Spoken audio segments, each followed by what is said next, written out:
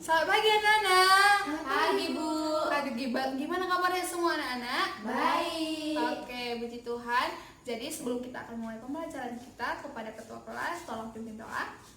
Mari kita bersatu dalam doa menurut ajaran dan agama kita masing-masing. Doa dimulai. Doa selesai. Oke. Coba dulu cek kanan dan kirinya. Adakah temannya yang belum datang atau ada teman yang sakit? Ada, Bu. Ada? Siapa?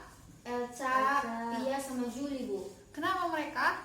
Kan ulang tahun si Elsa, Bu. Jadi orang itu rayakannya nggak mau di sekolah katanya, Bu. Kalau kayak gitu itu namanya Alfa ya nak. Nanti tolong disuruh jumpainya ibu ya.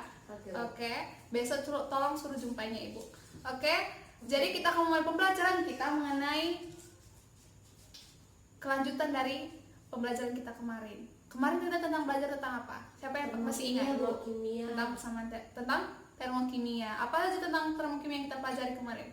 Sistem, lingkungan, endoterm, eksoterm, aplikasinya. Oke. Kalau kayak gitu Nancy, apa itu sistem, apa itu lingkungan? Sistem adalah reaksi atau tempat yang dijadikan titik pusat perhatianmu. Kalau lingkungan itu adalah semua hal yang menunjang sistem atau dengan kata lain semua yang di luar sistem. Oke, tepuk tangan untuk Nancy.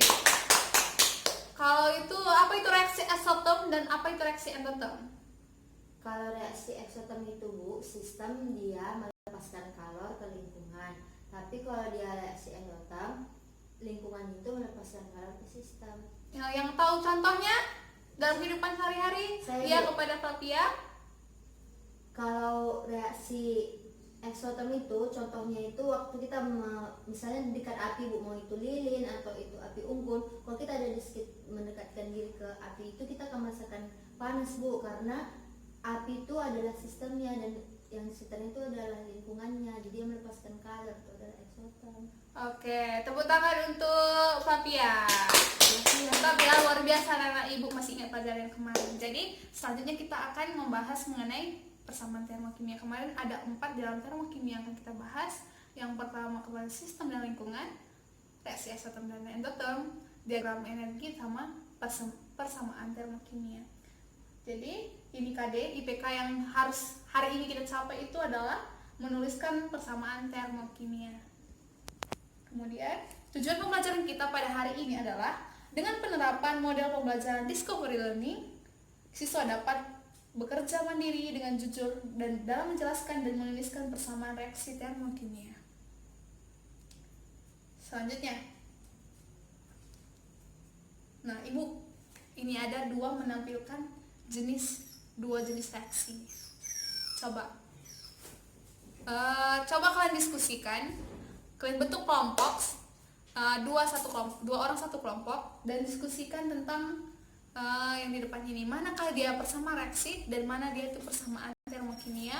Bagaimana cara membacanya dan bagaimana cara menuliskannya? Kalian diskusikan mulai dari sekarang. Bagaimana anak? Ada yang kurang mengerti? Sudah mengerti, Bu? Udah siap semua? Sudah, Bu. Oke, kita akan mendengarkan dari kelompok 1. Coba dulu jelaskan mengenai yang di depan ini. Kami dari kelompok 1 mendiskusikan, Bu, bahwa reaksi yang pertama itu namanya persamaan reaksi dan kedua itu adalah persamaan termokimia. Kenapa? Karena di persamaan reaksi itu tidak ada dia memerlukan kalor, Bu, tapi di reaksi kedua itu kita ketahui bahwa di situ reaksinya melepaskan kalor, Bu. Jadi itu pasti reaksi termokimia. Jadi kita lihat bahwa kalau persamaan reaksi dia tidak memerlukan yang namanya kalor. Sedangkan dalam persamaan termokimia itu ada dia kalor. Itu yang menjadi pembedanya. Jadi bagaimana cara membacanya? Coba yang kalau persamaan reaksi. Masih ingatlah pelajaran kelas 1 kemarin kan? Ingat, Bu, kalau persamaan reaksi cara membacanya itu adalah NaOH aqueous direaksikan dengan HCl aqueous menghasilkan NaCl aqueous dan H2O aqueous. Kalau dalam persamaan termokimia yang udah kalian diskusikan tadi, apa kayak mana ini cara membacanya? Yang kedua, cara membacanya itu 1 mol CH4 gas bereaksi dengan 2 mol O2 gas menghasilkan CO2 gas menghasilkan 1 mol CO2 gas dan 2 mol H2O gas dan melepaskan kalor sebesar 800 kJ. Oh, tepuk tangan untuk kelompok 1 ya. Bagus. Jadi reaksi yang pertama itu persamaan, reaksi yang kedua itu persamaan termokimia. Oke, kita akan membahas mengenai namanya persamaan termokimia. Seperti udah kalian bahas tadi, dan Anda bahas bahwa persamaan termokimia adalah persamaan reaksi setara yang meliputi keadaan fisik, jumlah mol, serta kalor yang menyertai reaksi. Di sini kalor yang kita akan bahas. Oke, ada kalor yang di dalam reaksi ini. Oke, ini dia. Kalau tadi sebelumnya Sama reaksi. hanya bersama reaksi, ketika ada kalor baru dinamakan persamaan Termokimia, Bu. Coba yang ini, ayo kita baca bersama-sama. 1 mol C3 3H8 liquid bereaksi dengan 5 mol O2 gas menghasilkan 3 mol CO2 gas dan 4 mol H2O liquid. di mana reaksi ini melepaskan Lepaskan kalor sebesar 223 kJ.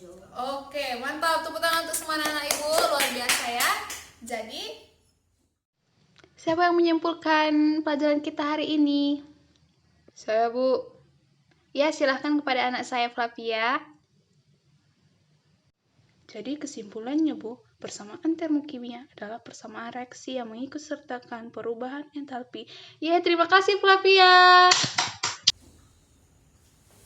Ada latihannya. Coba kepada Flavia, coba jawab di nomor 1.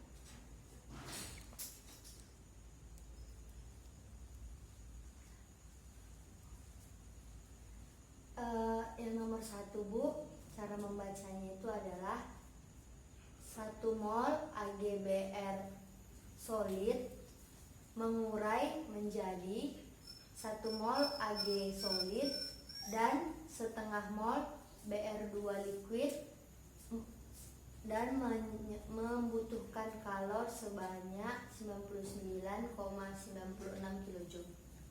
Untuk etika yang kedua, 1 mol H2 gas ditambah setengah mol O2 gas menghasilkan 1 mol H2O solid dan melepaskan kalor 262 kJ. oke, mantap, luar biasa. Jadi itulah pembelajaran kita hari ini. Ibu akhiri bahwa ingat persamaan termokimia itu yang melibatkan namanya kalor. Oke, ibu akhiri pembelajaran kita hari ini. Jangan lupa untuk mengerjakan tugas di halaman 271 dan ibu minta maaf jika ada salah kata ataupun perbuatan. Ibu akhiri. Selamat pagi anak-anak. Selamat pagi, Bu.